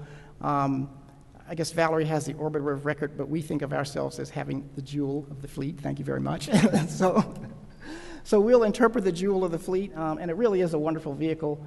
We'll also have, as Valerie indicated right here, you'll see this is an opportunity for us to take a joystick view, high-resolution view, and allow people to pan inside the flight deck, both the forward-looking flight deck, the aft flight deck, and the mid-deck as well. What we've done with the mid-deck, we won't be putting on this on display immediately, but we've had virtually everything in our mid-deck taken out. That was our request of NASA, so that we can create, as has Valerie, a mid-deck walkthrough that will allow us to display real things that have actually flown throughout Endeavor's career. And then finally, we'll have some renderings here that will allow people a little bit of an insight into what we're doing for Phase 3, which is very different. You'll notice that this has the orbiter physically on its overland transporter. We're not going to be able to move the orbiter for another 4 to 5 years, so we didn't want to put it on its gear and risk not being able to get the gear retracted. And we knew we'd have to physically move it through the streets of Los Angeles, but minimally this time, just around our perimeter where we are, our campus, so that we can go vertical with it in 2017. And so this gives you sort of a feeling for what the scale would look like. And of course, we'll have graphic panels, which are notionally represented here, that match, in terms of their content and design, the graphic panels that are on this reader rail here. So that's what the initial display of the Endeavor is going to look like when it gets here to California. Again, this is our site. For the Phase 3 of our 25-year master plan, as has been said, we're going to go with a vertical configuration. This is a concept rendering that dates back to August of 1992. I came to the Science Center in 1990, and the first real substantive conversation that I had with our president, Jeff Rudolph, had to do with the collection that would make sense for a world-class institution that was focusing on the science and technology of aerospace stuff. And among the artifacts in that collection, I put forward a flown space shuttle if we could get one as a candidate. And Jeff kind of paused and he says, well, do you think we could actually get one? And I said, well, you know they're going to retire the fleet. That's going to happen at some point. The orbiters were planned for 100 flights apiece. It was going to be a 400 flight set of, manifest. They weren't anywhere near that. We had not lost Columbia yet. That wasn't going to happen for another decade. But I knew that the system was quite fragile and that there was at least the potential for some kind of difficulty down the road that might force that kind of closure. And so I said to him, well, look, there's no guarantee that we could get one or that we would even be competitive for one, but we know they're going to retire the fleet. So why don't we move forward and work with the trustees and get them to formally approve this as part of our master plan for Phase 3. He agreed to do that very enthusiastically, I might add. And so that became part of our renderings going back 20 some odd years. Now you'll notice that this rendering, this is not architecture by any means. We were assuming that we would get the Phase 3 part of our building constructed long before they retired the orbiter. And so you see the orbiter here is an appendage because we thought we would bring it later if in fact we were lucky enough to get one. Well, as it turns out, primarily for reasons of funding and a lot of other things, we were very much delayed in the construction of our Phase 3, and it worked out absolutely perfectly because now we have an opportunity to integrate the architecture in a very meaningful way with what we're going to do for the shuttle. So let me give you a feeling for the scope of the project that we're undertaking. It's a great deal more than just Endeavor. The major project essentially follows NASA's major functional areas. It will involve aeronautics to a very large degree. In fact, that's physically the largest area of the facility that we're going to be building. Human exploration, which has to do with all manned space flight, and we are very fortunate at the Science Center to have flown capsules and command modules for the pre-shuttle area. And of course, the science having to do with all the wonderful robotic space flight that our neighbors and friends up at JPL do so well. Aeronautics, we're looking, again, this is all science and technology, some historical interpretation, that's important, but we are primarily a nuts and bolts kind of a place. We're looking at airplane performance, we're looking at the analyses, the fundamentals of flight, the core science principles that enable something heavier than air to in fact fly. We're looking at the wonderful work that goes on at places like Dryden, which is highly specialized research with the X-vehicle programs that they are so well known for. And of course, there is a nod toward the historical development of aircraft, but from a technical perspective. How did the Wrights actually get their first successful flight? What was it that the Bell X-1 really did accomplish? I mean, what does it mean to actually fly through air that's dense enough to try to crush your plane, or that has thermal spikes in it that you hadn't anticipated? What do all those things mean? And so that's the approach that we'll take. We are working very hard on a very specific set of communication goals for that now. The human exploration, again, we have flown Mercury, Gemini, and Apollo craft on loan from the National Collection. Valerie, Smithsonian, thank you very much. And of course, with the Space Shuttle Endeavour, we'll be able to tell the technology evolution story and the history of these vehicles and what they did. Human-rated payloads for the future, a very big part of what we'll be talking about. Contrary to what the public seems to think, NASA is not going out of business. Thank you very much. They're doing great work with the development of commercial programs for low Earth orbit access. And of course, once the low Earth orbit issues are taken care of, NASA is going to do very exciting work with deep orbit and Mars and lunar and other types of missions. So multipurpose crew vehicle and new launch capabilities, we're going to be tracking and presenting these.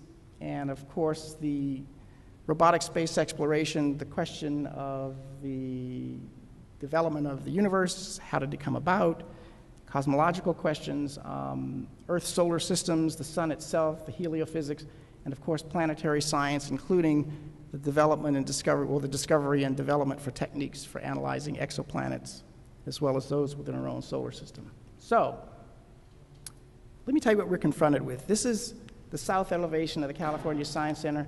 This is the phase 1 that I mentioned. This is phase 2. And Endeavour, this area here that has the net that will cover our AV area for the Southeast Asian rainforest, that's where Endeavour is going to live when it gets here on October 14th.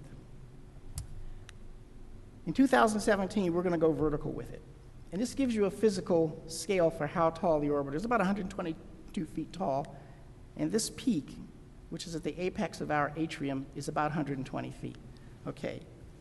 Once we add the tanks and the solid rocket boosters, we go up to 185 feet minimally from the base of the boosters where they sit. And of course, we're adding clearance for that for a variety of reasons. By the way, this is not architecture at all. This is just a massing structure. Once we add the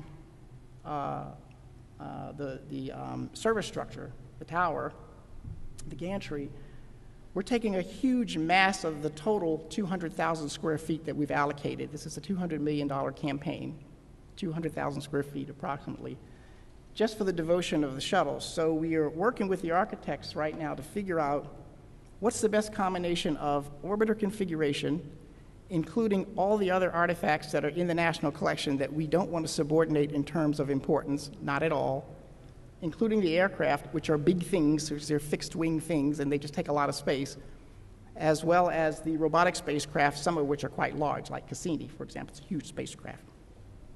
So how are we networking, how are we integrating all these things together so we have a network, a comprehensive network that tells an aerospace story in a meaningful way and that clearly delineates the different science and engineering concepts that one encounters in trying to do human spaceflight, which is largely biological in addition to mechanical, robotic spaceflight, which has to do with the analysis of light and how one reads spectrographs and things like that, and all the other things, aerodynamics, for example, that's fluid mechanics. I mean, you know what this stuff is all about. So how do you make those clean separations in a way that's meaningful for people that are not necessarily inclined to pay attention to these things?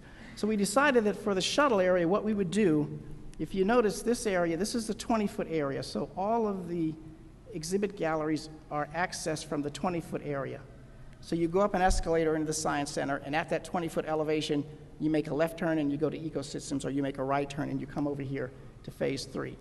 So we decided what we would do is we'd sink the orbiter down 30 feet. In fact, it's actually going to go a lot lower. We're probably going to go all the way down to booster height.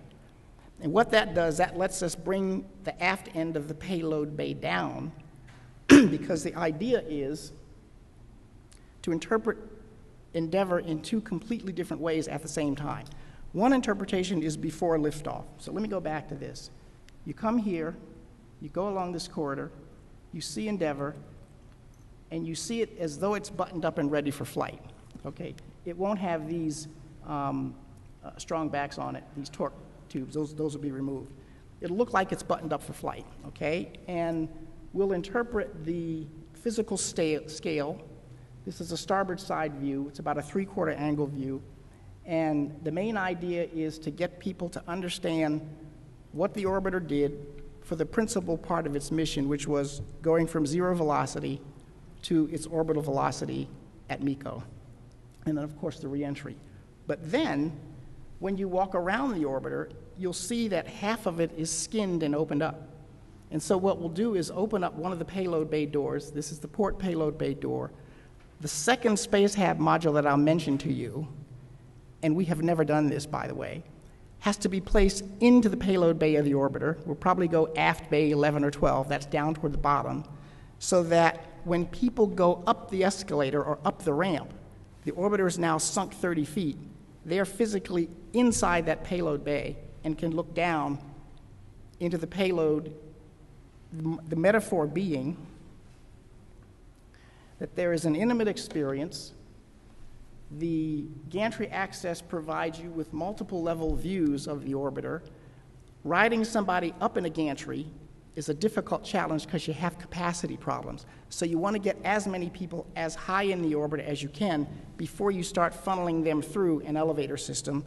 And the idea being that the main concepts will have to do with systems integration, because we've already talked about the nuts and bolts of the vehicle itself. But the question is, how do you integrate a complex system? How do you align the components when you're mating the vehicle, the SRBs and the ET? How do you physically integrate a payload into a vehicle of this type? And how important is it to adhere to procedures which you can do over and over again to assure reliability? And so the idea is, from the visitor's perspective, the kids will come in, and their challenge is to prepare this orbiter for flight. That's their job. Check out the leading edges. Look at the tiles. Make sure the protective system is good. Look at the tang and clevis on the SRBs to make sure things are buttoned up right. So the whole idea is to involve them in a participatory, hands-on engineering exercise as though they are the ones, the technicians and the engineers, responsible for buttoning this thing up and ready for launch. So we basically have many things to do. The architectural studies we're doing a lot with study and visitor flow to make sure that people in sufficient numbers can access all the things that we want them to see. We're exploring a lot of structural and aesthetic and site-related issues. This is a major architectural facility that's going to be visible from many vantage points in LA, including from the freeway.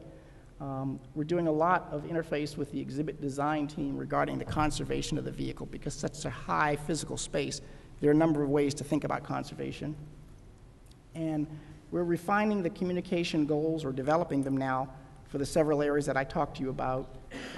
We're exploring a lot of interpretive strategies, a lot of AV, high-resolution sort of things, trying to identify the major exhibit experiences, some new artifacts that we hope to add to the collection, and we will probably, in about a year from now, begin to seriously prototype some of the interactives that we are hoping to develop. So the project schedule, and I'll conclude here, on September 19th, Endeavour flies into Dryden, and they will have a family day there. Is that correct? Yeah. The 20th, it flies over Los Angeles, lands at Los Angeles International Airport. Takes a couple of weeks to take the tail cone off and do some other things that the NASA folks are setting up at LAX right now. On October 12th and 13th, we are moving the orbiter through the streets of LA, 12.5 miles, through the neighborhoods of South Central LA, to its temporary resting place, which is the Samuel Ocean Space Shuttle Endeavour Display Pavilion, which opens on October 30th. And then again, finally, the Air and Space Center is planned for opening in 2017. So we got a lot of work to do. And I only need another $100 million to pull this off the ground. So, we'll pass the hat or whatever. So that's it for me.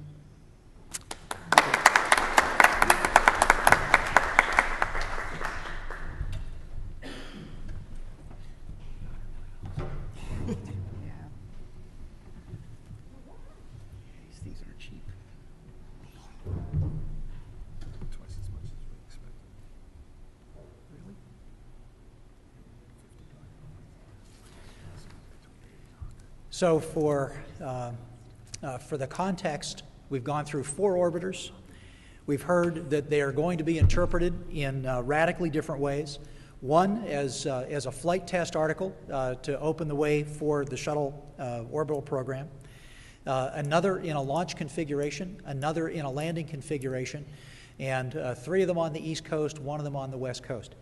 I'd like to point out one more time that our speakers, our presenters today, either came a great distance, Valerie and Eric and Tracy came from the East Coast to present, and Ken, as you could see from his last slide, has a lot on his plate.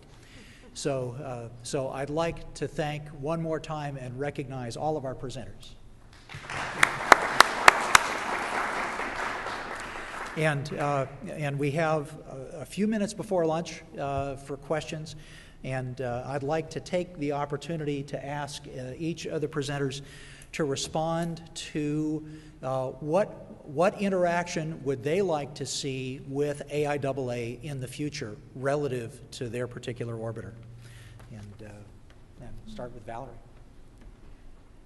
Well, I hadn't thought of that question.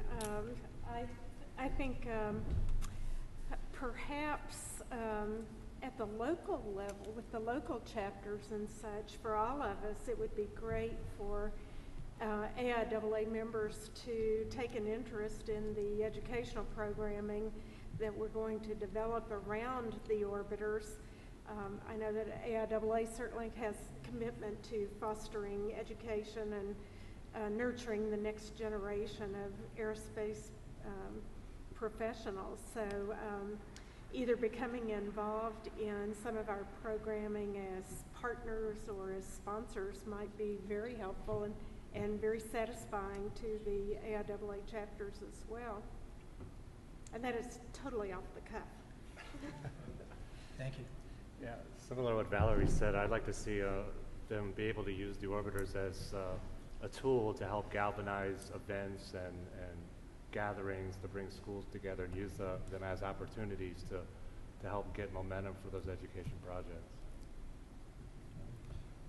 Well, we're an event space. We really are. I don't know what's going on where you're at, Ken, but we really rely on events and would love to see AIAA participate in events with us.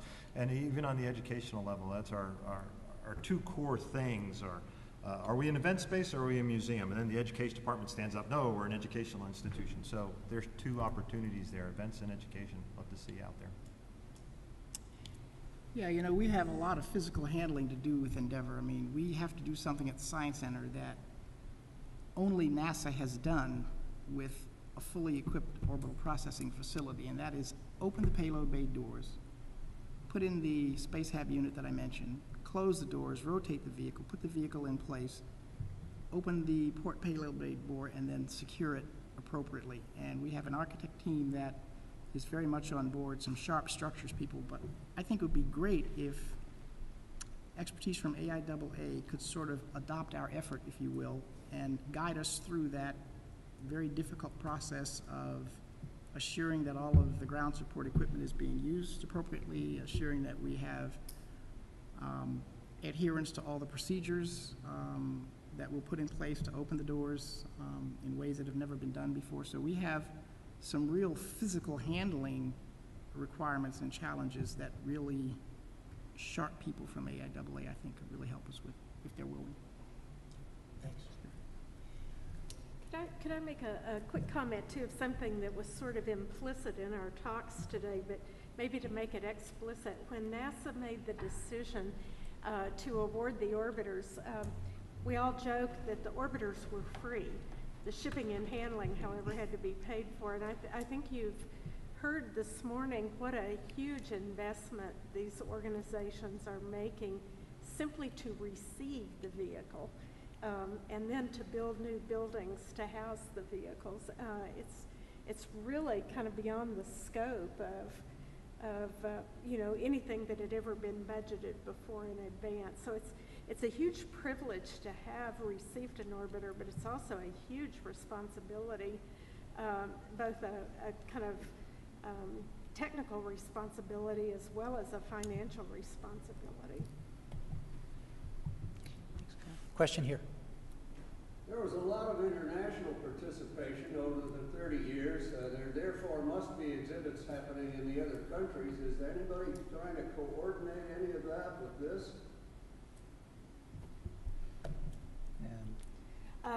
The one I know of in particular is in Germany with Spacelab. One of the Spacelab modules returned back to Bremen and is the focal point of a kind of shuttle-era science on the shuttle, exhibitry and educational focus there. The international involvement was more as users of the shuttle than as contributors to it. Except for these components like the remote manipulator arm. Those have returned, one of those has returned to Canada and will be a focus of an exhibit there, but I don't know of any that are specifically on the shuttle itself. Yeah. Have any of you all heard of any? No. I think the exhibits abroad tend to focus on their component of the shuttle era systems. But there's a lot of pride in Germany about Spacelab and a lot of pride in Canada about the Canadarm. Yeah, just to add to that, I mentioned to Cam this morning that our visitorship at Intrepid has always been about 60% foreign. And we're seeing a lot more New Yorkers and metropolitan area people coming to see Enterprise. But I've run into, when I mentioned, I thought it was Cam I mentioned, I ran into somebody from Germany who actually made the special trip to New York to see Enterprise, just to see Enterprise. I'm like, why don't you go see it at Ubar Hazy? It's been there for years. So, yeah, there's a lot of international interest, and people from England also seem to be really keen to see shuttles. Okay, another question. Probably for Valerie, but anyone here. There's obviously some tension between every single thing that's part of the shuttle program being an artifact / scrap, depending on what your approach. Can you talk about how, at least as far as the Smithsonian is concerned, you kind of address the question of whether any particular piece is too valuable to part with or get the thing out of here, it's taking up space? That's an excellent question, and it's one that we started talking with NASA about as early as, say, 2007, 2008, because they were contemplating emptying the warehouses, just literally getting rid of everything. And the people who work with these items don't perceive them as artifacts. Obviously, it's just part of what they use to do their job.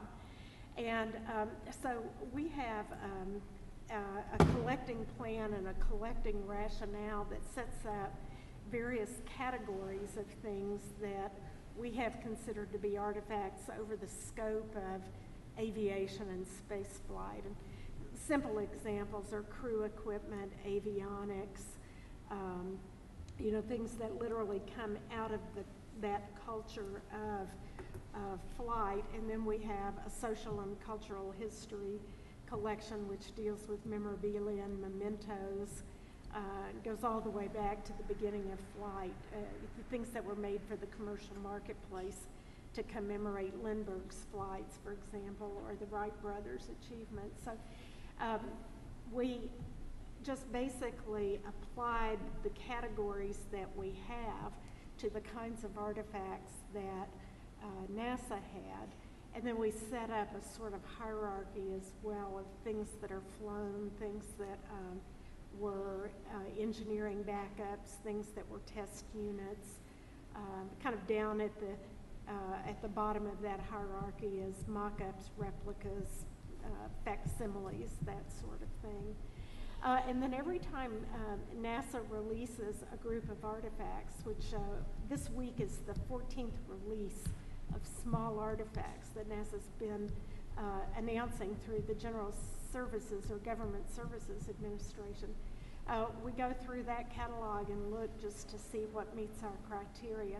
There are a lot of things we don't even look at, but then there are a number of things we pause over and we actually do further research into to determine exactly what its flight history was or what its unique use was. And we had set a target at the beginning of this, just a guesstimate of probably acquiring about 500 artifacts out of the shuttle program. And I'm just about to start doing a tally to see where we are. I think we're at probably approaching 300. And they range from the sort of trivial, you might think. I picked up a couple of rolls of duct tape that were returned from a Hubble servicing mission. But if you look at in-flight pictures in the mid-deck, you'll always see that there's duct tape floating around, a couple of rolls of it. So, you know, that's at the very sort of low-tech end. And then at the high-tech end, we actually had received a Space Shuttle main engine composite, I guess you would call it, before we got Discovery. But it was a Space Shuttle main engine that was built up out of flown and unflown parts. So we don't have a perfectly intact main engine with flight history, but we have a hybrid. And that would be high up the list. Right now, the highest element on our collecting list is a shuttle extravehicular activity suit, which we're not likely to get because they're all on the space station. But we have, you know, Mercury, Gemini, Apollo, Skylab suits. We have a launch entry suit, but we don't have a shuttle era EVA suit, so that's the one thing missing in that whole technical lineage. And a lot of the things we're collecting, we're trying to fill the next spots in a long lineage of technologies that were developed for space flight. And in some cases, we're looking for something that was uniquely shuttle. And then in other cases, we're looking for what was just the day-to-day stuff. So it's kind of an anthropological approach almost. How do you kind of capture enough of the experience of spaceflight in the shuttle era to imagine an exhibition or a study collection that would be of interest a century from now to show people how it was done back then. And that's our approach, but some of the rest of you? Okay, well, checking my watch, it's lunchtime. I'd like to thank everyone in the audience for staying with us. I'd like to thank our speakers one more time. Yeah. And thanking the audience from the speakers. Thank you for coming. And to save the date, Space 2013 is going to be in San Diego next September, and there will be phase 2 of the Shuttle and Museums panel that you saw today. There's a lot of other museums that have a lot of material to interpret, and we'll be asking them to present next year. Thanks again. Thank you.